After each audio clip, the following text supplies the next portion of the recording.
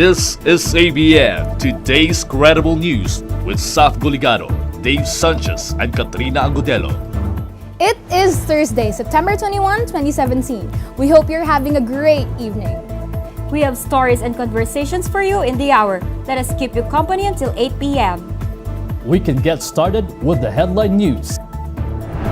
Due to a number of motorcycle incidents, the LTFRB high discourages the public to support the UNCAS ride application. Two homeless men straying through the streets of Barangay Palto turns out to be a mental patient from a mental institution located in Mandaluyong.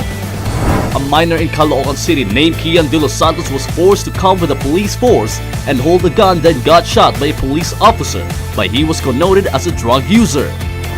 Due to the newly implemented law in which college tuition and state universities are free, there will be a limit on who are going to be accepted by the state universities.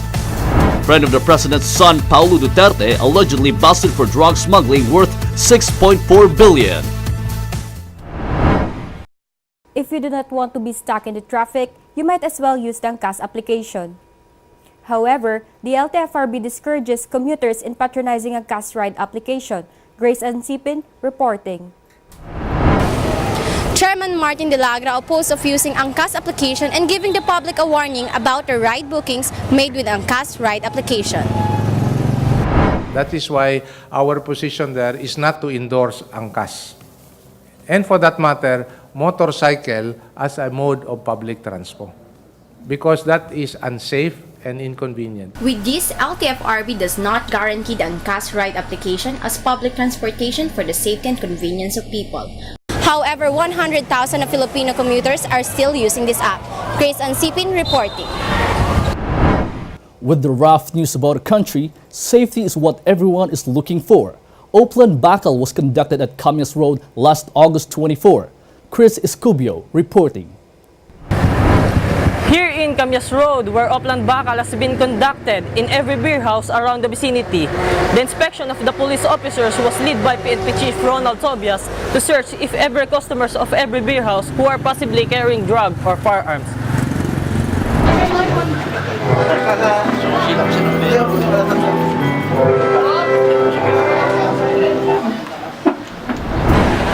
PNP Chief Tobias said that this inspection is one of their way to get rid or lessen the crime on the area.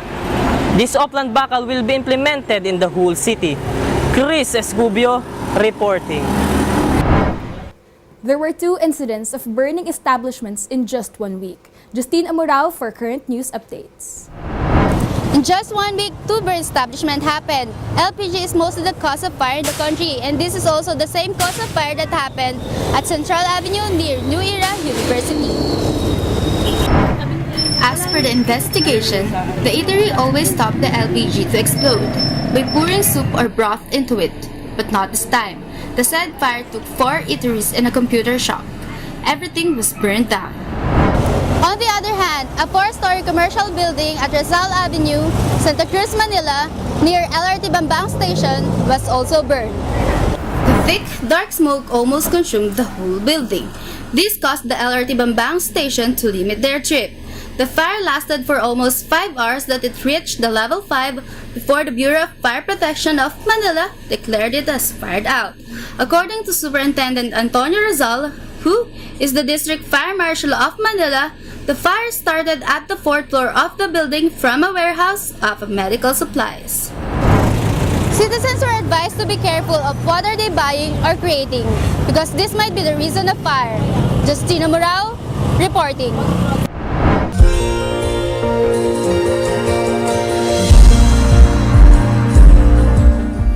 At this moment of Thursday, September 21, the situation of our weather is doing well.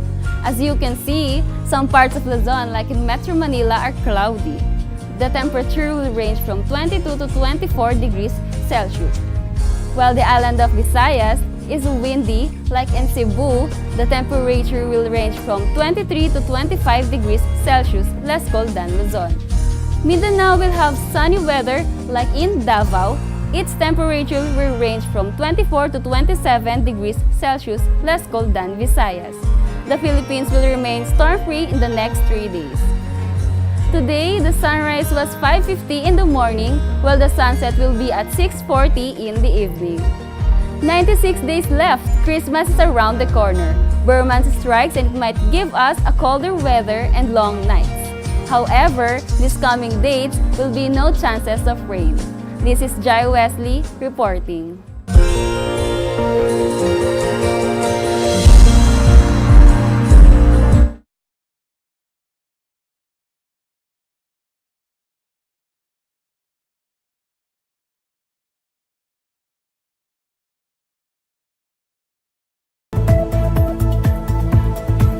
This is ABN, today's credible news. The government is expecting students to flock to state colleges and universities after the approval of the free tuition fee law. With this, government officials stated that they may put a limit on student population.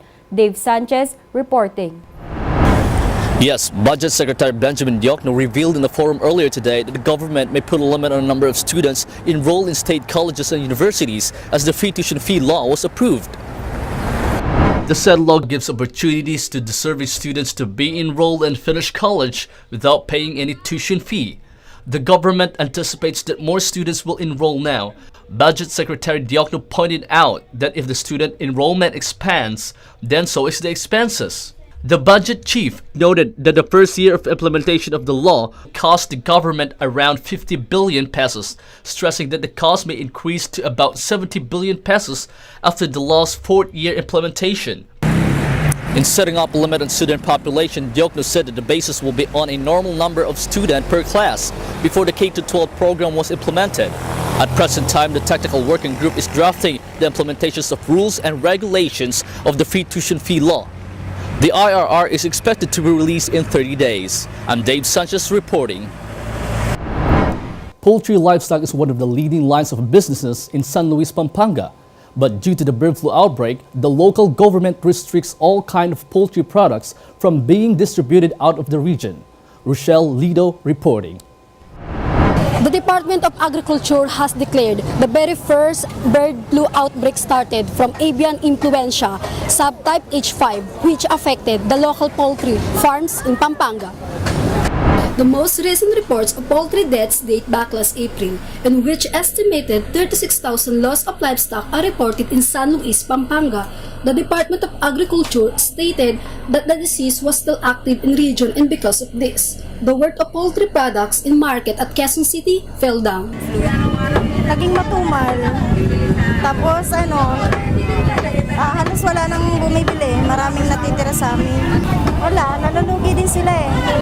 Also, fast food chains and other big companies that sell chicken confirmed that their product is not affected by said virus. They are making sure that their product and suppliers are undergoing the standards of Department of Agriculture. Rochelle Liedo reporting.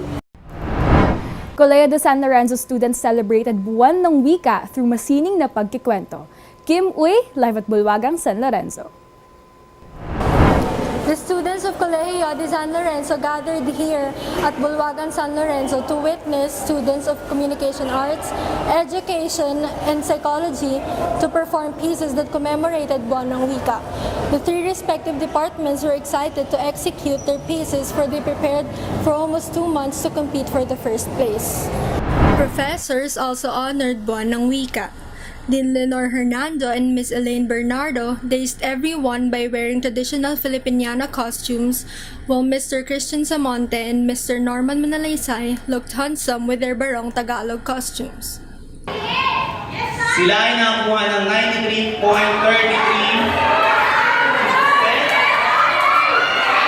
Ang nagwagi ay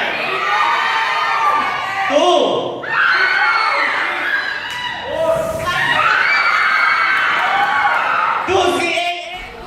Siyempre, magagaling naman lahat, pero siyempre, binigay namin yung best namin.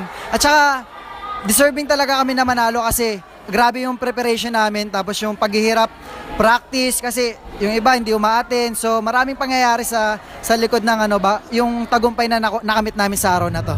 In the end, 2 CAA from Communication Arts Department won with their piece Alamat ng Kawayan. Kim Uy reporting. On the other hand, CDSL's tourism department hosted a big event called the Silver Run. This happened in Aranzanso Stadium.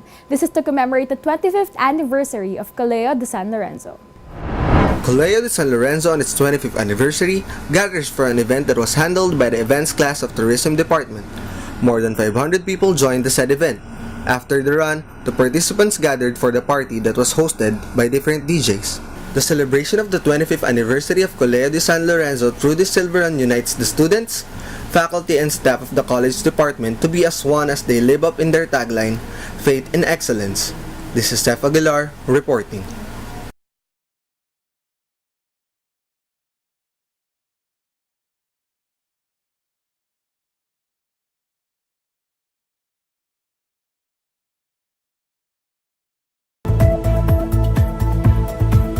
This is ABN, today's credible news. Killings are still the major factor up to this very moment, whether it is linked on drugs or any kind of cases, one of which is about the minor who have been killed by a police officer at Caloocan City. J.M. Santos reporting. I am currently here in Barangay 160 Caloocan City for Kian de los Santos Week. His classmates and family have been mourning over the death of the 17-year-old student who was shot last August 16 for allegedly fighting back against the police during the anti-drug raid in the city. This is the place where Kian's body was cut by the authority. Seeing the gunshot and lying displaced before he was last seen carried by the two men, caught by the CCTV footage in the basketball court of where Kian usually played. Many of his relatives and friends explain how he is cheerful and kind to others when he is still alive. Mabait po talaga siya. Tapos pagkasama mo siya, bawal yung malungkot, ganun. Kasi papatawanin ka po niya talaga. Kahit kung ano lang makita niya, gagawa siya ng joke. Ganun. Many people seeing this as one of the extrajudicial killing case. But his uncle cleared that he was nothing against by the government's platform. However, they believe that Kian never tried to fight back against the police. Hindi kasi ako nakikialam sa politika. Normal ako doon. Sa akin lang, yung mapanagot lang yung gumawa sa pamangkin. Ngayon sa ngayon, wala kaming ongoing pa. Gumagawa naman yung Public Attorney's Office ng hakbang nila. Ang pamilya ay pinapaubayan na lang yung bagay na yun. Hence, the family of Kian de los Santos still waiting for justice to come towards with the help of Public Attorney's Office. J.M. Santos reporting. There are lots of children in the streets during midnight. Due to this reason, the local police force have implemented Oplan Galugad in order to ensure the safety and security of these children. April Aranzanso reporting. We are here at the Anonas Police Station 9 where Oplan Galugad or Curfew Patrol led by PNP Chief Reynold Tobias will take place. Oplan Galugad started as the sun sets at Barangay Loyola Heights, Barangay Ronas, and Barangay Camias. This operation was implemented to maintain the safety and security of minors and everyone in the area due to the high crime rate in the Philippines. Every person that has been encountered by the police cooperated with the whole operation until when they came to a vacant lot in which they spotted 7 minors asleep and intoxicated. Stoy, saan mga bahay nyo? Mga polis kami. Dito mga ito ah. Stoy. Uy. Sakay lahat yan sa mobil. Hoy, Sings! Sini! Huwag kumalis ako pupunta. Hoy, hoy, hoy! The intoxicated minors were then transferred to the local police station to contact their parents. Oplan Galugad will be conducted every night on different barangays. The local police force have advised all the citizens to stay indoors during midnight because of all the danger that lurks around every corner. April Aranzanso, reporting. In Old Balara, Quezon City, policemen are having their usual checkpoint. 2 men were caught driving motorcycles without helmets and license. Aubrey Batigas reporting. Tonight, I'm here at Barangay Pansa, Old Balara, Quezon City, where the PNP checkpoint is happening, led by PNP Chief Reynold Tobias.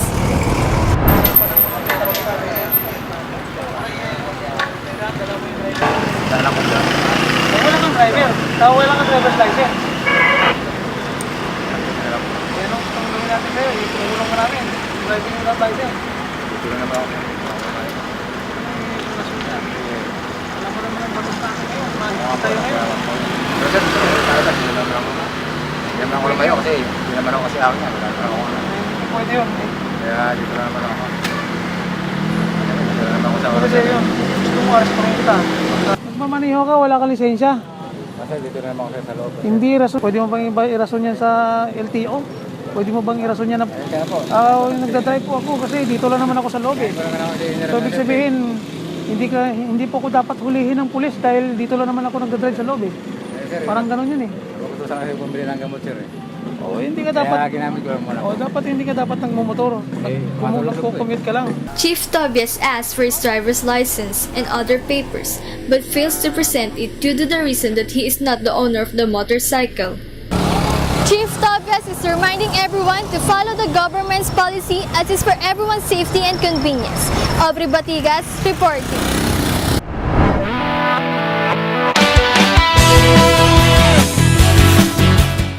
Max Collins celebrated her birthday together with communication art students of Colegio de San Lorenzo last August 25. Birthday with a purpose. This is how Max Collins chose to celebrate her 25th birthday. Thank you so much for spending my birthday with me. And first time ko actually gawin to na pumunta sa school and then get the chance to share sa mga students. And so, Max Collins chose to celebrate her birthday by conducting a makeup convention together with MassCom students, providing them with beauty tricks and makeup giveaways. She also stated that she personally chose MassCom students as her audience and guests because of the fact that the program could help them in the industry and of course in their personal lives. Before she left town for family vacation, her fiancé Pancho Magno gave her a very sweet birthday message, which was posted on Instagram. When asked about her relationship with her fiancé Pancho Magno, Max said that they are already on their planning stage on their wedding. She said that she often consults her best friend Rochelle Pangilinan, who was recently wed and is soon to be Max's bridesmaid. Jasmine Samson, updated in Showbiz Happenings.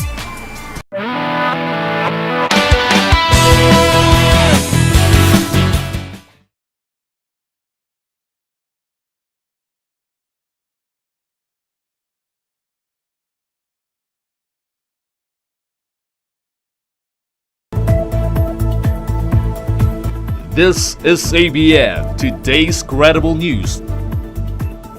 The Lakbayan has been going on strike since 2012. Now, they have been continuing their fight and continuously trying to send their message directly to the President himself.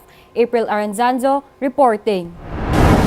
Right now at UP Diliman Stud Farm, where lakbayan ng pambansang minorya is happening, hoping to send their message to the President and patiently waiting for the government to take action. Some woodwork in the stud farm located in UP Diliman turned into a group of indigenous people and the Moros home. Despite the present conflicts in Mindanao, these people were welcome inside the UP Diliman campus, supported by the students of the university. They are currently sheltered inside the campus grounds and are planning to construct an alternative school. Ang aming panawagan ay una, itigil ang mga masistang atake ng rehimeng US Duterte sa mga tutubong mamamayan. Ibig sabihin, itigil ang militarisasyon kasi matindi yung militarisasyon sa aming mga pamayanan o mga komunidad. Itigil ang mga illegal na pag-aaresto at pagsasampa nila ng mga gawa-gawang kaso. Itigil ang mga extrajudicial killings sa aming mga leader at mga aktivista. Itigil ang mga mapanirang pagmimina, mga dambuhalang dam at plantasyon na nangangambkam o umaagaw sa aming mga ancestral na lupain o likas na yaman sa aming mga teritoryo para sa pagpasok ng mga malalaking dayuhang korporasyon. Sana pull out yung mga sundalo sa kabundukan. Ikalawa, lift na yung martial law. They have said that they don't mean any harm or produce chaos because all they want is for the government to hear their call. Until September 11, the Lakbayan will be staying at the grounds of UP Diliman and will transfer to different universities as campsites until September 31. April Aranzanso reporting. The increasing number of street accidents are alarming. The main cause is mostly reckless driving. Justine Amurao reporting. Yes, we are here at Visayas Avenue where two people are involved in a motorcycle accident. The two victims are attempting to cross the street, but unfortunately, a color yellow hire motorcycle with the body number 097 hit them both. The motorcycle also hit the delivery service of a restaurant. According to the witness of the incident, the man wearing red shirt got hit badly to the point that they thought the body of the victim would be separated. The younger victim got more injuries than the other one, who was confirmed to be drunk. The authorities are still reminding the people to take double care in crossing the street and use the pedestrian lane. Also, they are reminding the drivers to limit their speed, especially to the dark areas. Justine Amurao reporting. All youth from Diocese of Novaliches have gathered at Benigno Aquino Junior Elementary School Commonwealth that celebrates the Commission on Youth Nova's 7th anniversary. Katrina Aguadelo reporting. Here at Benigno Aquino Junior Elementary School Commonwealth, where youths were gathered from different churches. There are more than 700 people who attended the gathering on Commission on Youth Novaliches 7th anniversary. The event aims to bring churches closer to the youth with doing some activities. There are talks about health and spirituality. There are also workshops for sharing, different performances from different youths and churches. They also have a job fair for those who are interested. At the end of the event, they praise and worship to strengthen the faith of the youth. Katrina Aguadelo reporting.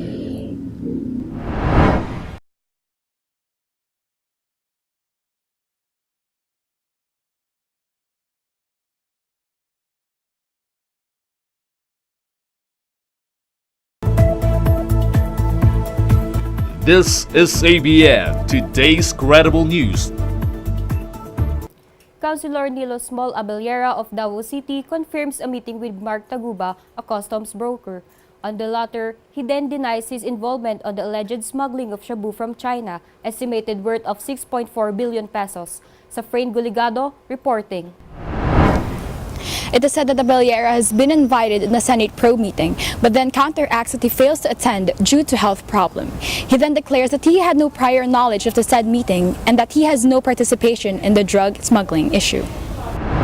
Abellera states that he has no knowledge, let alone any participation in the drug shipment from China, furthermore emphasizing that he is still recovering from hypertensive urgency and was advised by his doctors to rest for 2 to 4 weeks, also to avoid any stress determinants. In an earlier Congress meeting, Taguba stated that he has met a certain Jack in Davao last January 2017.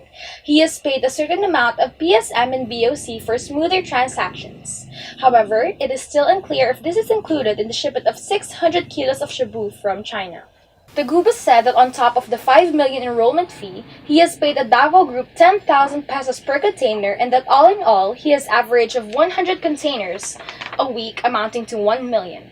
Further, he stated that he would fly to Manila every Friday to get the money from him. January 11 po ito. Sabi, ang nakalagay po sa text niya, "Good day, M. Mark. Will make final arrangement with Jack. He is the handler of Paulo. Now we have to advance the enroll. He can fly down to Davao to arrange your meeting with Pulong ASAP. During the meeting, you personally turn over the 5 million. Same manner, you likewise turn over the LMLN to Jack when we meet." Abellera denies Taguba's allegations for being false, baseless, and malicious. Opposition Senator Antonio Trillanes IV has claimed that Abellera was a friend of Paulo Duterte and showed earlier pictures to support this. Hearings are to be made to solve this in the Congress for furthermore explanation from both parties. Safrain Guligado reporting. A drug addict hostage his uncle at Muñoz Market, Quezon City. The reason of the suspect is his anxiety, and there are some people who are chasing after him. Here's Katrina Aguadelo reporting. I am here at the Muñoz Market where the hostage taking of a suspect to his uncle happened. A 27-year-old hostage taker, Joran Amigo, has no job, and a 52-year-old hostage, Jerry Bisngot, is a vendor here at Muñoz Market. The scene happened at 3 a.m. Amigo poised the knife at the right shoulder of Bisngot. Quezon City Police District Station 2 Commander Igmedio Bernaldez is convincing the suspect to give up for almost 2 hours, while the SWAT team were taking their position to get ready for the perfect timing to respond. According to a witness, the suspect did not point a knife at first. Before Bisngot was held hostage, the suspect already had the hostage held in his grasp before reaching the Muñoz Market. Katrina Agudelo reporting. 2 weeks ago, 2 unknown men who were suffering from mental illness were found in Barangay Paltok, Quezon City. Diana Arafiles reporting. According to the local sources, the 2 mentally ill came from Mandaluyong Mental Hospital. One of them is addicted to illegal drugs. The mental institution in Mandaluyong City does not have enough budget in order to provide food and shelter. Local residents of Barangay Paltok are highly concerned about the condition of the 2 young men.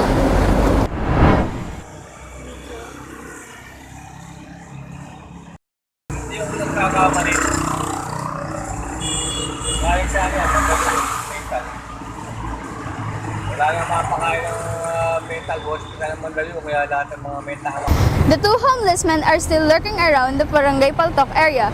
There is no action and investigation regarding the incident. There is no response from Mandaluyong Mental Hospital. Diana Arafiles reporting.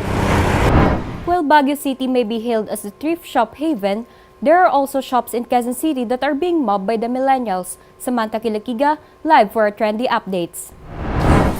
Some people might be shocked to learn that millennials actually prefers to hit up real store despite of being exposed to advanced shopping technologies. According to the latest survey of Adweek, some millennials like to go to stores first just to check things out before eventually ordering them online.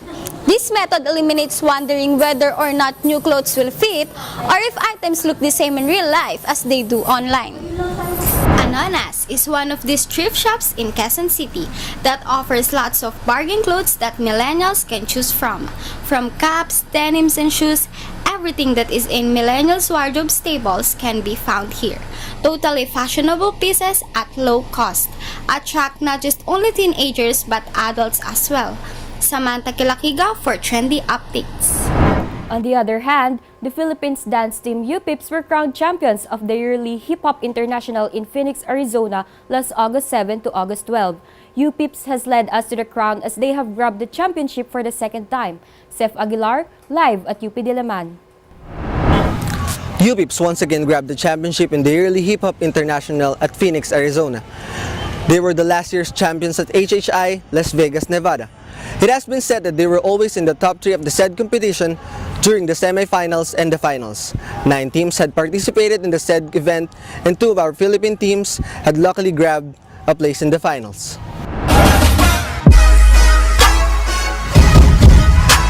Luego conmigo, tú sabes, amigos, no Tony Montana, mis amigos y kilos, mi casa, su casa, cuida con el chico, tú quieres la placa, yo tengo perico. Pinoy kasigaw na, sige, salamat sa iyong suporta. The 2017 World Hip Hop Dance Champion, 2 times in the mega division, representing the Philippines, ABN.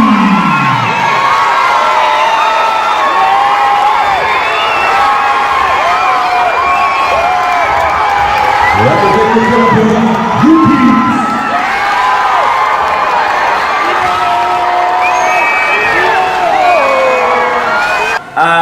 Sobrang saya kasi hindi ko akalain na mag-champion talaga kami.